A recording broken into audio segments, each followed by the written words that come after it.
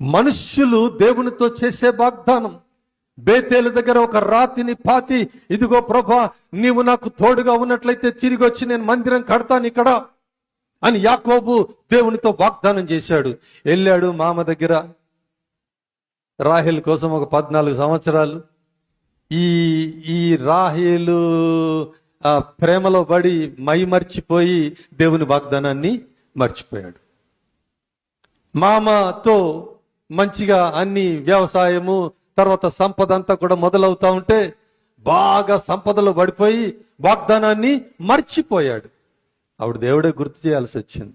అరే బాబు, అందరు వ్యతిరేకులు అవుతున్నారు ఇక్కడ, నీకు మీ మామ నిన్ను మోసం చేశాడు, మొదటి నుంచి మోసం చేస్తూనే ఉన్నాడు, ఇప్పుడు దాకా మోసం చేస్తున్నాడు, నీకు కావలసినటువంటి సంపద అంతా ఆయన లాగేసుకుంటున్నాడు, అబ్బాయి ఇట్లా లాభం లేదు, ఎందుకో నీకు అర్థమైందా అని అంటే అప్పుడు గుర్తొచ్చింది.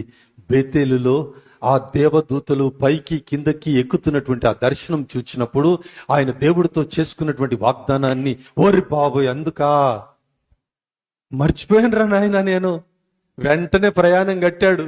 వెంటనే తట్టా పుట్ట సర్దుకొని అంటామే మనము, తట్టా పుట్ట సర్దుకొని అందరు నేర్చుకొని మళ్ళీ తిరిగి బేతేలుకి ప్రయాణం కట్టాడు. దేవునికి స్తోత్రం, హల్లెలూయా.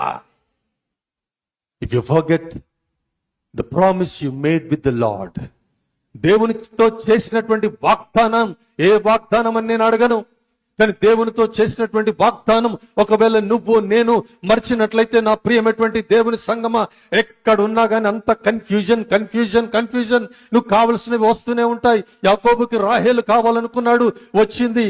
సంపద కావాలనుకున్నాడు, వచ్చింది. కానీ మనశ్శాంతి లేదు, మనశ్శాంతి లేదు. ఈరోజు ప్రభు మనతో మాట్లాడుతున్నాడు. దేవునితో చేసిన వాగ్దానం మనం మర్చినట్లయితే మన జీవితంలో అంతా కూడా రెస్ట్లెస్నెస్ ఉంటుందని ప్రభు పేరిట నీ జ్ఞాపకం చేస్తాను.